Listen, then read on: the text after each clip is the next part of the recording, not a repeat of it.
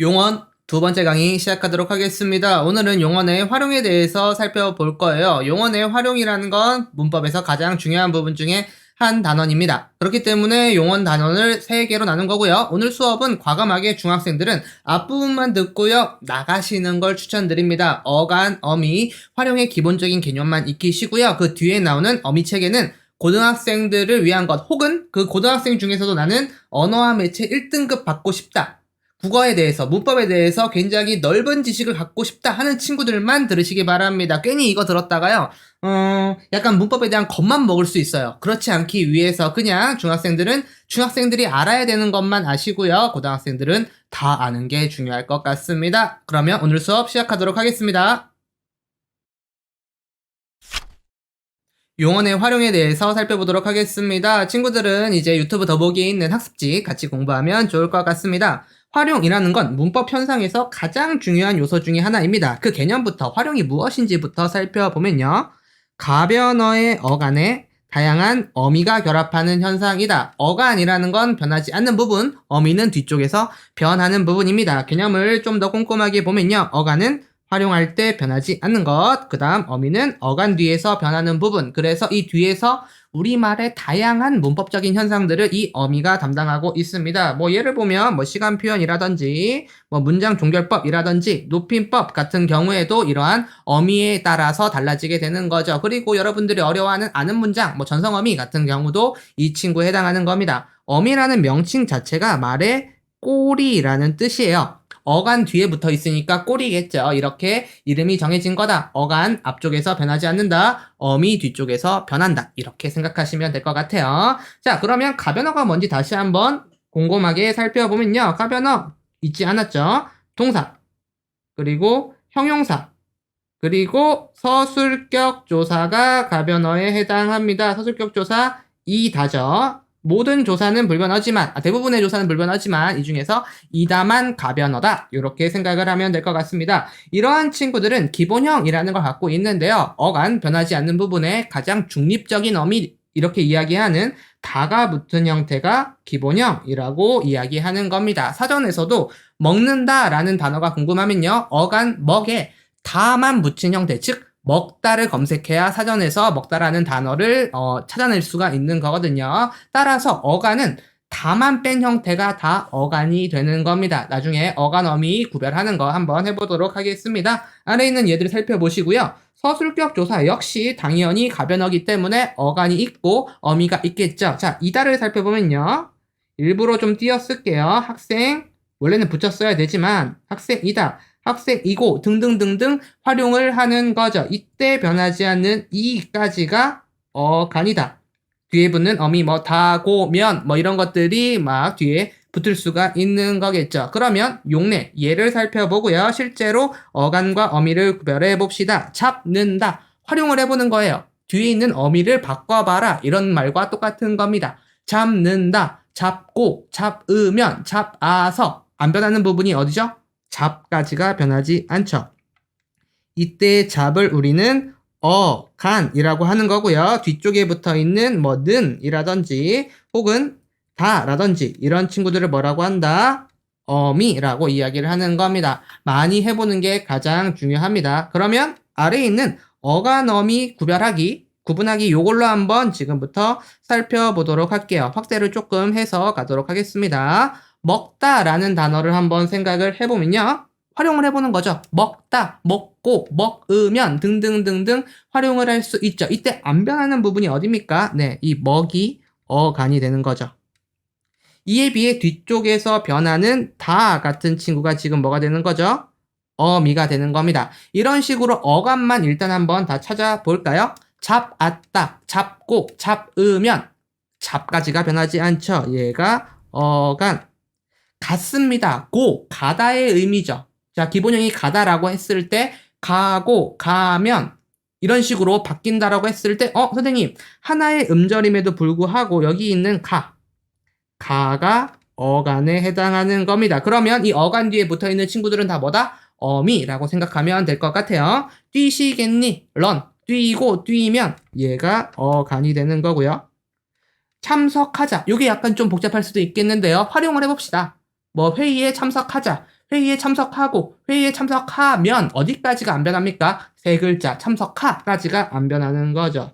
요 친구가 어간에 해당하는 거고요. 마지막 거 밝은 달 관형사형이기 때문에 일부러 뒤에 명사 달까지 붙여놓은 겁니다. 밝고 밝으면 이런 식으로 활용을 한다라고 쳤을 때 네, 여기까지가 어간에 해당하는 거죠. 그러면 뒤쪽에 붙어있는 친구들은 다 뭐다? 어미에 해당하는 겁니다. 조금 꼼꼼하게 구분을 해보면요. 앗, 다. 각각의 어미입니다. 앗은 선어말 어미 과거 시제를 나타내고요. 다는 문장을 종결하고 있네요. 이 앗과 엇이 줄어들면요. 과거를 나타내는 앗과 엇이 줄어들면 이렇게 모음으로 끝나는 어간 뒤에 붙으면요. 이렇게 쌍시옷으로만 나옵니다. 하나의 음절에서도 어간 어미 두 개가 다 존재할 수 있습니다. 앗, 엇. 여기에 있는 쌍시옷은 앗, 엇에 해당하는 거고요. 뒤에 있는 습니다. 요 친구가 하나의 어미로 처리하면 됩니다. 물론 습, 니, 다 각각의 어미로 분리를 할 수도 있는데요. 우리 적어도 중학교, 고등학교 같은 경우에는 습니다를 그냥 하십시오체에 그냥 하나의 어말 어미로 구분한다. 이렇게 생각하시면 되겠고요. 뛰시겠니? 얘 역시 요렇게 어미가 나뉘어집니다. 시는 주체 높임. 예를 들어서 어머니가 내일부터 뛰시겠니? 어머니라는 주어를 높여주는 주체 높임을 나타내는 선어말 어미고요. get은 미래 혹은 뭐 추측의 의미를 나타내는 어미, 니는 의문형 어미다 라고 생각하면 되겠고요. 자는 청유형 어미, 은은 관형사형 전성 어미에 해당하는 거죠. 여기 동그라미 친 애들은 다 파란색은 어미다 이렇게 생각하면 됩니다. 굉장히 지금 빨리 했죠? 여러분들은 어떻게 해야 될까요? 네, 다양한 단어, 가변어, 동사, 형용사, 사술격 조사의 활용 형태를 생각해 보면서 뒤에 나올 어미 체계까지 알게 되면요. 아, 이런 식으로 어간과 어미, 특히 어미를 선어말 어미 혹은 어말 어미, 어미를 잘게 쪼갤 수가 있게 됩니다. 제일 중요한 건 연습입니다. 여러분들 수학 공부하실 때 개념이나 아니면 무슨 이런 거 원리 같은 거 배운 다음에 문제 많이 풀어보죠. 문법도 똑같습니다. 개념을 익힌 다음에 이것을 많이 활용해보고 적용해보는 게 굉장히 중요할 겁니다. 중학생들은 요 정도까지만 보면 될 것 같고요. 나가주시고요. 겁먹지 마시고 나가주시고요. 고등학생, 난 엄매 1등급 받겠다. 난 수능 1등급 받겠다. 국어에 대한 문법적 지식을 확장하겠다 하는 친구들은 아래 있는 어미체계의 수업까지 들어주시기 바랍니다.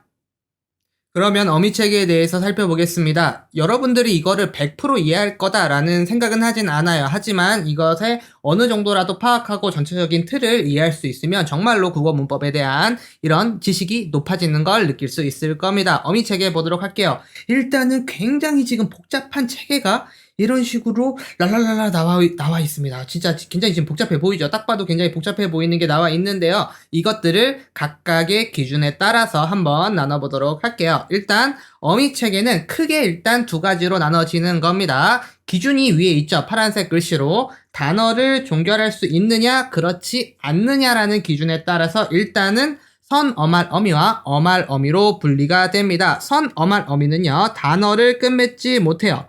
단어 종결을 하지 못한다라는 의미인 겁니다. 그래서 어말어미 앞에 붙기 때문에 선 앞서 있다. 어말어미 앞에 붙어 있는 선어말어미라고 이름을 붙인 거고요. 어말어미, 즉 단어의 마지막에 붙는 어미가 있어야만 그 단어가 끝이 나게 되는 겁니다. 간단하게 예를 보면요. 시라는 지금 의시라는 선어말어미가 있는데요. 예를 들어 뛰시, 어머니께서 뛰시라고 하면 그 단어가 끝났다라는 느낌이 안 들죠. 뒤에 뭔가 다른 게 더 붙어야 한다라는 뜻인 거예요. 그래서 선어말 어미는 단어를 종결하지 못하고요. 이에 비해 어말 어미는 단어를 종결하는 기능을 갖고 있다.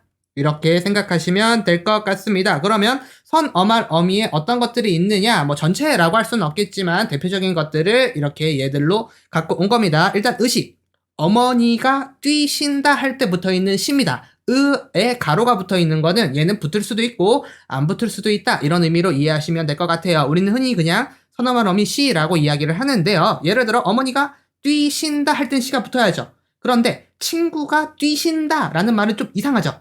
그쵸? 친구는 그냥 뛰는 거죠. 뛰시는 게 아니고 따라서 시는 언제 붙냐면요. 어머니처럼 주어가 높여줘야 하는 대상일 때 우리는 주어를 높여주는 문법적인 절차를 주체 높임이라고 이야기합니다. 선어말 어미의 기능은 주체 높임을 나타낸다라는 거예요.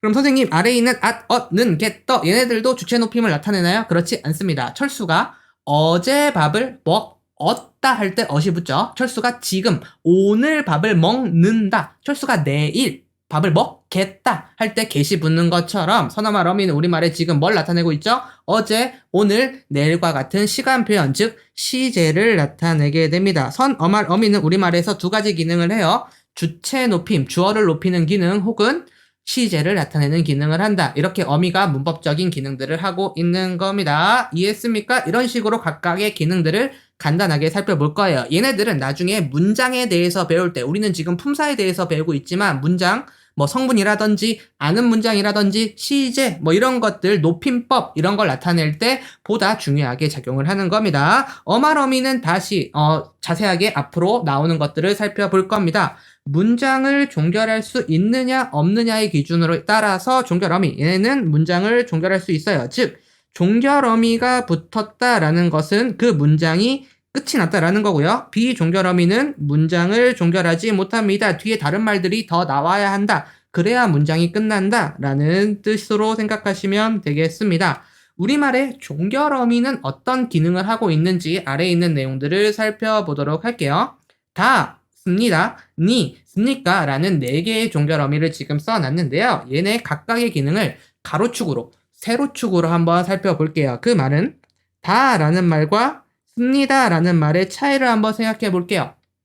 야야야야 친구야 철수가 뛰었다 라고 하면 우린 그냥 다 라고 하면 되겠지만 아버지 혹은 선생님 철수가 뛰었습니다 이렇게 붙여야겠죠. 뭐가 다르죠?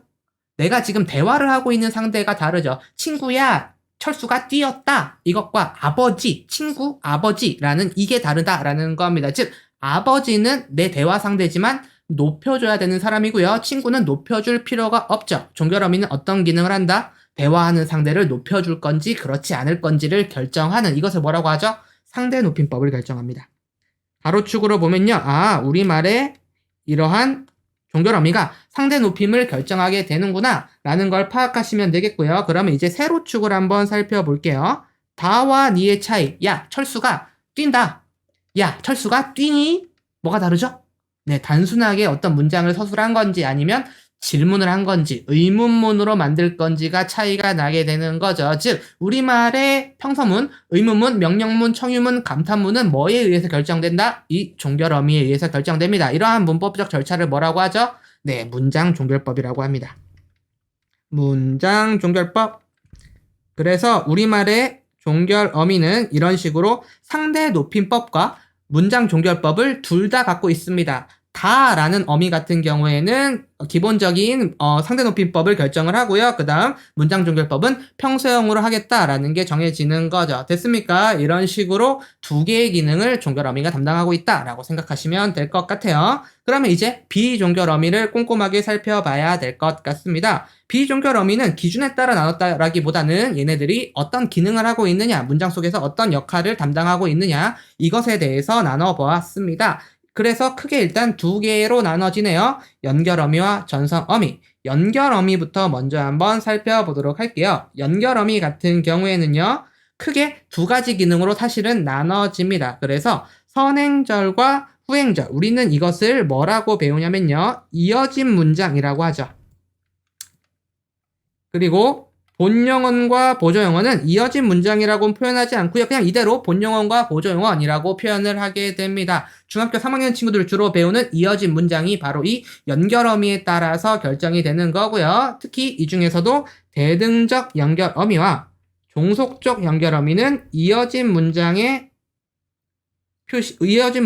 표시하는 즉 앞절, 선행절과 후행절을 연결해주는 이런 연결어미가 담당하게 되는 거고요. 보조적 연결어미 같은 경우에는 본용언과 보조용언을 연결해주는 그런 기능을 합니다. 이 본용언, 보조용언 같은 경우에는 중학생들은 배우지 않습니다. 고2 때 배우게 될 겁니다. 그러면 대등적 연결어미 얘 하나만 살펴보도록 할게요. 이게 과연 무슨 개념이냐면요. 가장 대표적인 대등적 연결어미 고를 살펴보면요. 이렇게 문장을 만들 수 있겠죠. 하늘이 푸르고 뭐 할까요? 구름이 하얗다. 이런 문장이 있다라고 칠게요.